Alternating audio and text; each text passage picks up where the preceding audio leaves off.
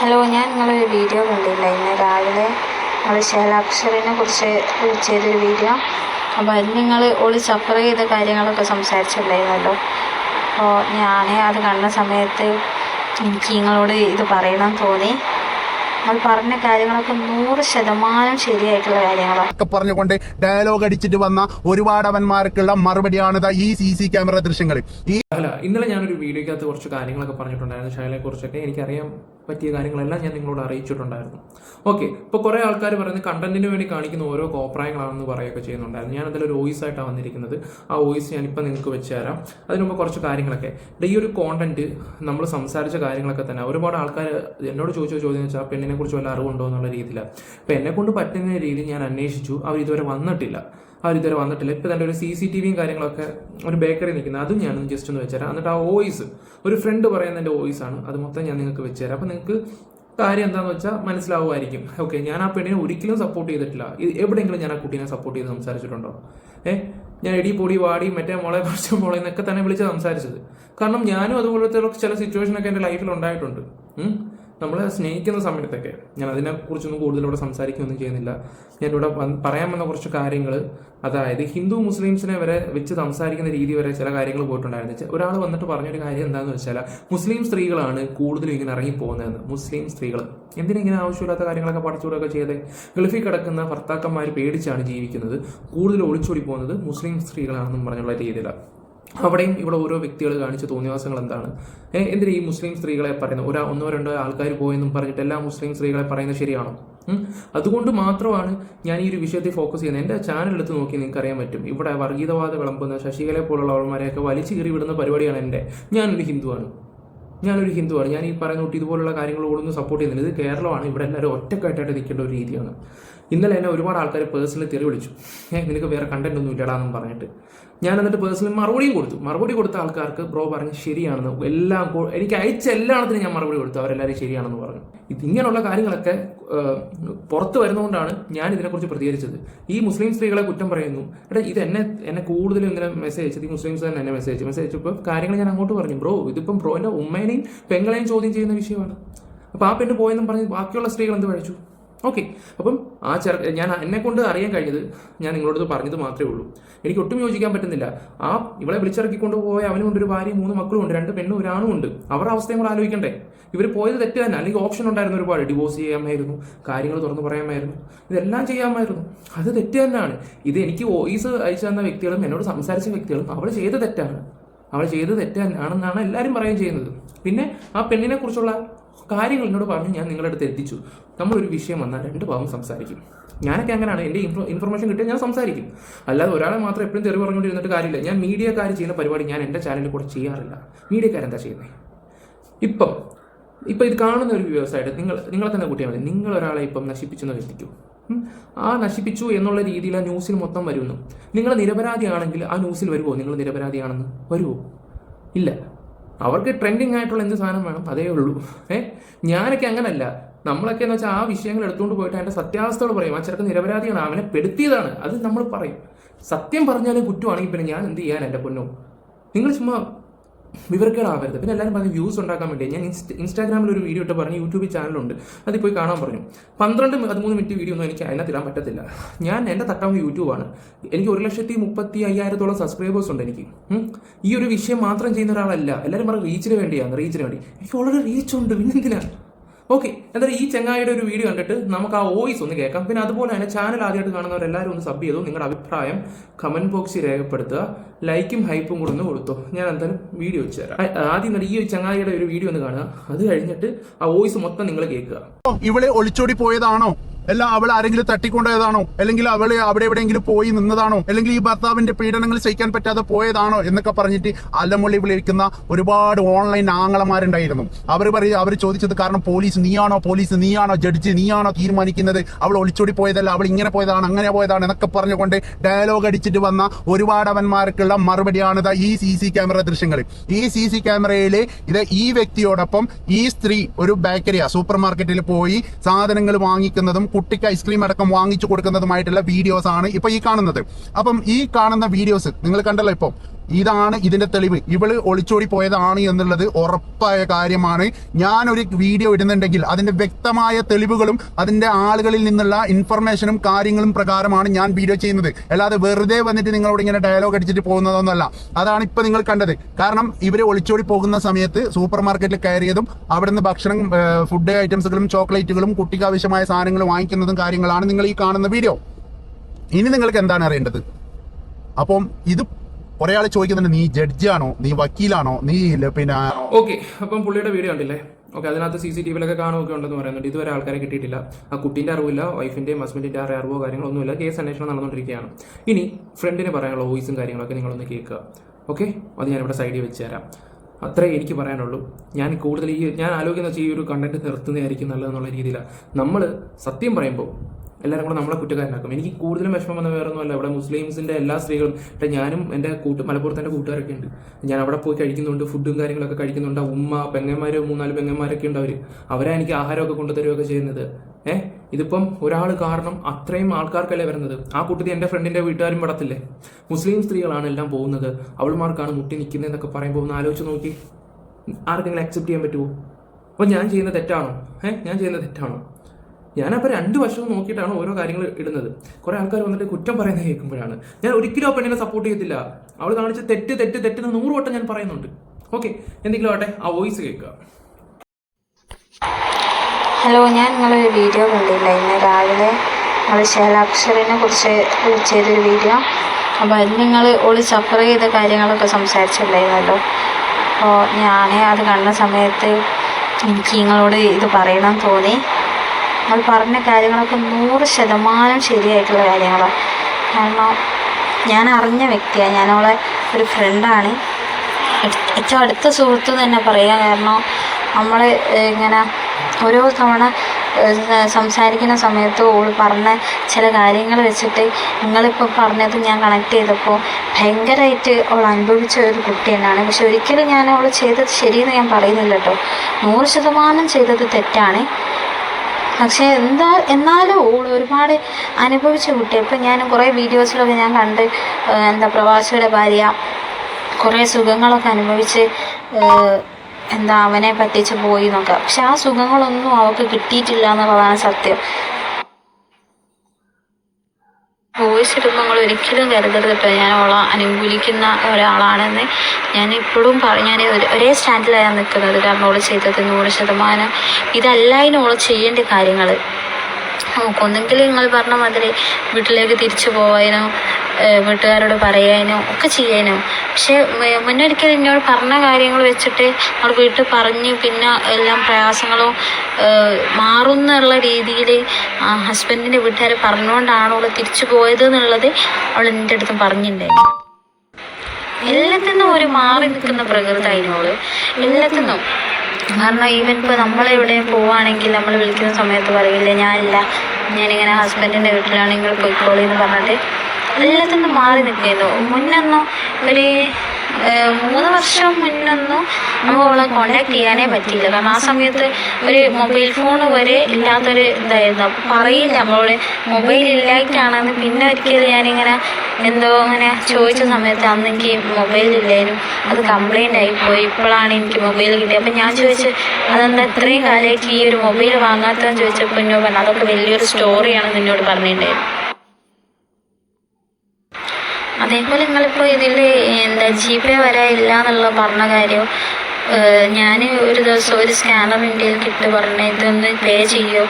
അപ്പോൾ ഞാൻ ചോദിച്ചു എന്താ എനിക്ക് ഞാൻ എൻ്റെ ഇടാം, അപ്പോൾ എല്ലാവരുടെ കയ്യിൽ എപ്പോഴും ബാലൻസ് ഉണ്ടാവണമെന്നില്ലല്ലോ.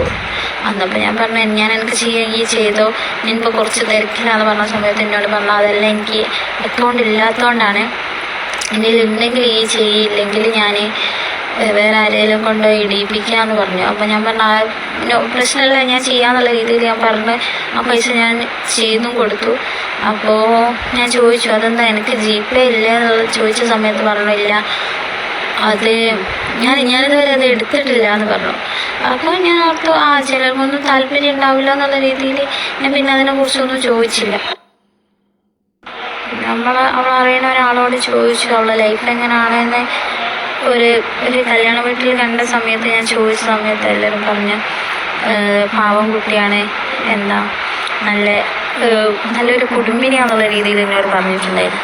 അപ്പം പിന്നെ ഞാൻ ചിന്തിച്ചു, പിന്നെന്തായിരിക്കും ഇവള് മറക്കുന്ന കാര്യങ്ങൾ എന്ന് ഞാൻ ആലോചിച്ച് ഒരു ദിവസം ഞാൻ ഫോൺ ചെയ്ത സമയത്ത് ഞാൻ അവളോട് പറഞ്ഞു, ഇവിടെ ഉമ്മക്ക് ചെറിയ ഒരു ആരോഗ്യ പ്രശ്നമുണ്ട്, അപ്പോൾ അത് ഞാൻ നോക്കണം. പിന്നെ ഹസ്ബൻഡ് ഇവിടെ നാട്ടിൽ ജോലിയാണ്, പിന്നെ വീടിൻ്റെ പണി നടന്നുകൊണ്ടിരിക്കുകയാണ്.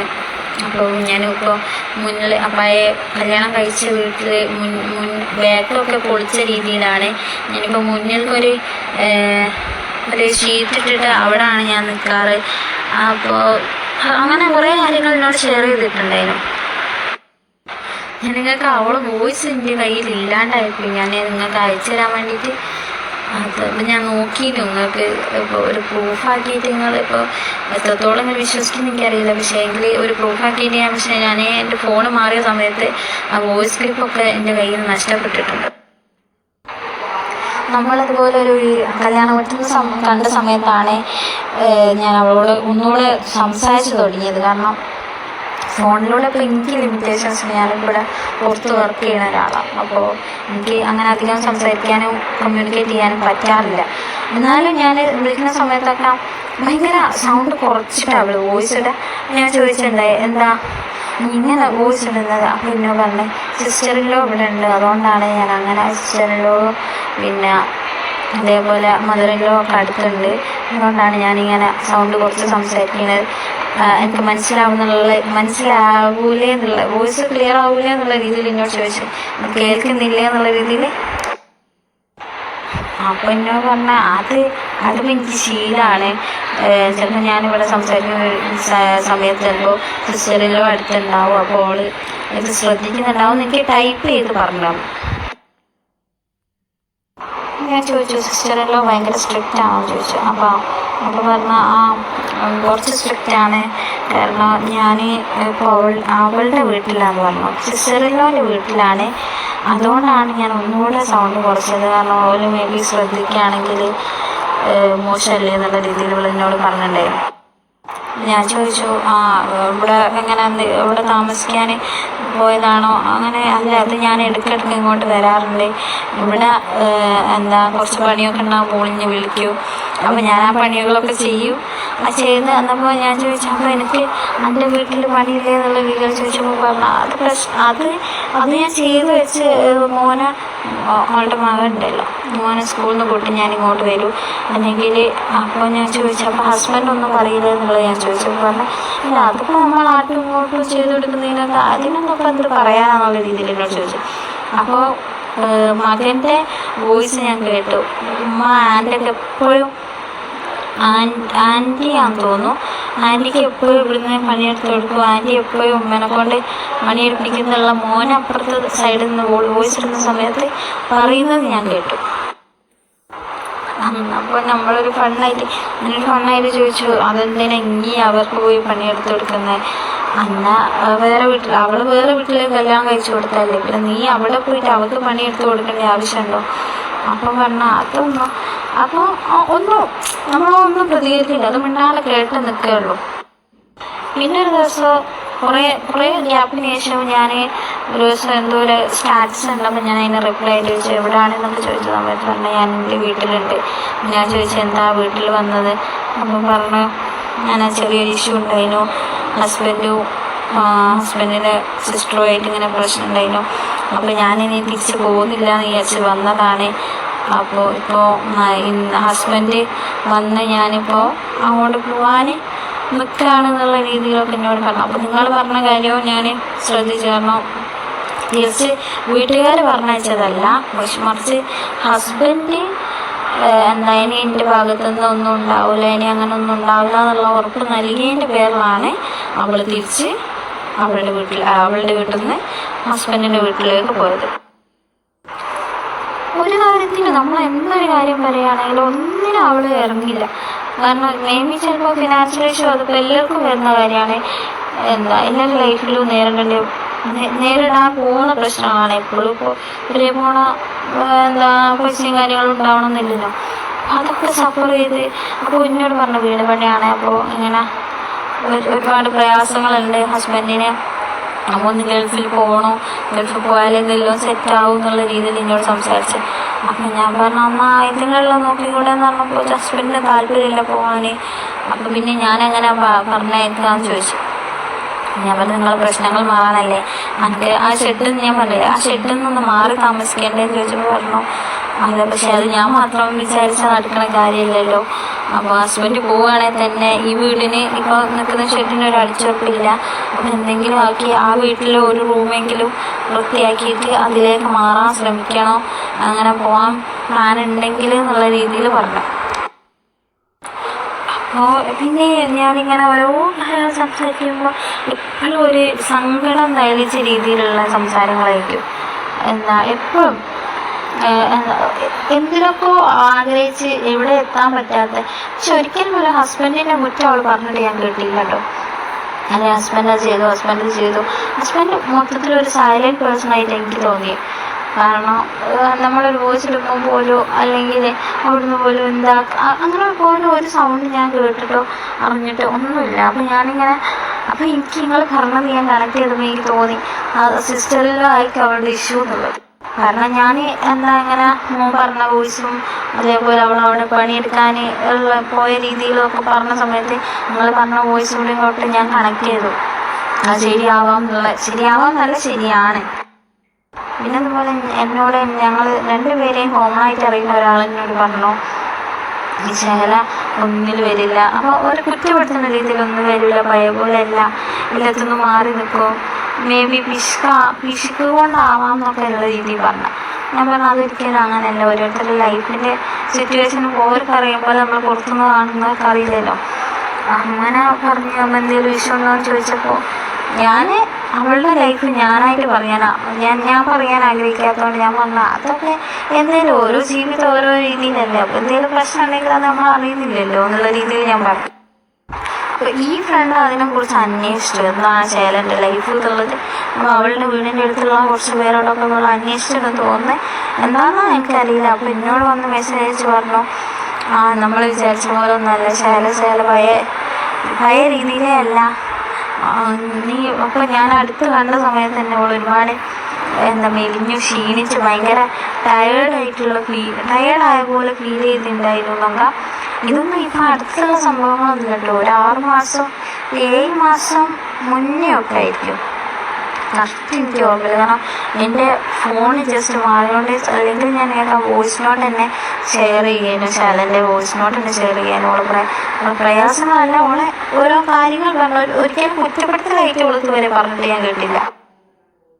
അപ്പം നമുക്കിനെ ചിന്തിച്ചാൽ അറിയാമല്ലോ, ഒരു പരിപാടിക്കും വരില്ല, ഒരു പരിപാടിയിലും പങ്കെടുക്കില്ല, എന്തെങ്കിലും ഉണ്ടെങ്കിൽ ഞാൻ എല്ലാം പറയും ഹസ്ബൻഡിൻ്റെ വീട്ടിലാന്ന് പറയുമ്പോൾ നമ്മളെ ചോദിക്കും എന്താ ഹസ്ബൻഡിൻ്റെ വീട്ടിൽ നിന്ന് ചോദിച്ചു പോന്നാൽ പോലെ എന്ന് പറയുമ്പോൾ അതൊന്നും ചോദിക്കില്ല എന്നുള്ള രീതിയിലുള്ള അല്ലെ ഞാൻ എല്ലാം നോളൊന്ന് സ്വയം തീരുമാനിച്ച പോലെ ആ രീതിയിൽ അങ്ങ് പറയും. അപ്പം തന്നെ കുറേ കാര്യങ്ങളായി എനിക്ക് തോന്നുന്നുണ്ട്. കാരണം നമ്മളിപ്പോൾ സിസ്റ്ററിലോനെ നിങ്ങൾ പറഞ്ഞതൊക്കെ ഞങ്ങളോട് പറഞ്ഞതൊക്കെ ശരിയാണ്. പക്ഷേങ്കിൽ സിസ്റ്ററിനോട് എനിക്കിപ്പോൾ ആസ് എ ഫ്രണ്ടായി നിൽക്കുന്ന സമയത്ത് ആസ് എ സിസ്റ്റർ എനിക്ക് പറയാം. കാരണം ഞാൻ കണ്ടറിഞ്ഞ കാര്യങ്ങളാണ്. പക്ഷേ ഒരു ഫ്രണ്ടായി നിൽക്കുന്ന സമയത്ത് എനിക്ക് പറയാൻ പറ്റില്ല. കാരണം ഒരു ഫ്രണ്ടിനോട് ഇപ്പോൾ ഒരു ലിമിറ്റ് വെച്ചിട്ടല്ലേ നമുക്ക് സംസാരിക്കുള്ളൂ അല്ലെങ്കിൽ ഷെയർ ചെയ്യുള്ളൂ. അല്ലാതെ അത്ര ക്ലോസ് ഫ്രണ്ട് ബെസ്റ്റ് ഫ്രണ്ട് അങ്ങനെ ആയാലല്ലേ നമുക്ക് കുറേ കാര്യങ്ങളോടും പറയാൻ പറ്റും. അപ്പോൾ ഈ ബെസ്റ്റ് ഫ്രണ്ട് ഇത് കേൾക്കുന്നുണ്ടെങ്കിൽ ഒരിക്കൽ പോലും എന്നോട് പറഞ്ഞില്ലല്ലോ എന്നുള്ളത് ചിന്തിക്കൂല. ഇതിനകത്ത് പറഞ്ഞ കാര്യങ്ങളെല്ലാം നിങ്ങൾ കേട്ടെന്ന് തോന്നുന്നുണ്ട്. ഓക്കെ, പിന്നെ അതുപോലെ തന്നെ സിസ്റ്ററിൻ്റെ കാര്യത്തിലെങ്ങാണ്ട് കമൻറ്റ് ബോക്സിൽ കുറേ ആൾക്കാർ കമൻറ്റ് ഇടുക സിസ്റ്റർ ഈ പറയുന്ന പോലെ അവരുടെ വീട്ടിലല്ല താമസിക്കുന്നത്, അത് 2 കിലോമീറ്റർ മാറി എങ്ങാണ്ടാണ് താമസിക്കാൻ വേണ്ടി ചെയ്യുന്നത്. അപ്പോൾ കാര്യങ്ങളെല്ലാം പുള്ളിക്കാരി നോക്കുന്നെന്നുള്ള രീതിയിലാണ് നമ്മളോട് പറഞ്ഞിട്ടുള്ളത്. അത് നിങ്ങളുടെ അടുത്ത് എത്തിച്ചെന്ന് മാത്രമേ ഉള്ളൂ. അല്ല എനിക്ക് ഈ പറയുന്ന വീട്ടുകാരോടോ ആരോടോ ഒരു ദേഷ്യമോ കാര്യങ്ങളോ ഒന്നുമില്ല. ആ ചെറുക്കനെ കുറിച്ചാണെങ്കിൽ എല്ലാവർക്കും നല്ല അഭിപ്രായമാണ് എന്നോട് പറഞ്ഞത്. ചിലപ്പോൾ ഇനി ഫ്രണ്ട് സർക്കിൾ എന്താണെന്നൊന്നും എനിക്കറിയത്തൊന്നുമില്ല. പിന്നെ ഇപ്പോഴും ഞാൻ പറയാം, ഒരിക്കലും ഞാൻ അവളെ സപ്പോർട്ട് ചെയ്തില്ല. അവൾ ചെയ്തത് തെറ്റ് തന്നെയാണ്. കാരണം ആ പോയവൻ്റെ ഭാര്യയും 3 കുഞ്ഞുങ്ങളെ ഒന്ന് ആലോചിച്ച് നോക്കണം. ഓക്കെ, അത് ഞാൻ കറക്റ്റായിട്ടുള്ള കാര്യങ്ങൾ നിങ്ങളുടെ മുമ്പിൽ എത്തിച്ചെന്നത് മാത്രമേ ഉള്ളൂ. അപ്പോൾ എനിക്ക് കിട്ടുന്ന ഇൻഫർമേഷൻ തരുന്നു എന്ന് മാത്രമേ ഉള്ളൂ. ഇനി ആരും ഇതിൻ്റെ പേരിൽ ആവശ്യമില്ലാതെ വന്നിട്ട് തന്തയ്ക്കും തള്ളയ്ക്കും കിടന്നൊന്നും വിളിക്കാൻ നിൽക്കരുത്. കുറച്ചൊക്കെ ചിന്തിക്കാൻ നോക്കുക. ഒരു വീഡിയോ വന്നു കഴിഞ്ഞാൽ അത് മൊത്തമായിട്ട് കാണാൻ ശ്രമിക്കുക. എന്നിട്ട് സൈബർ അറ്റാക്ക് ചെയ്യാൻ തുടങ്ങുന്നതായിരിക്കും കുറച്ചും കൂടെ നല്ലത്. Bye, love you all guys.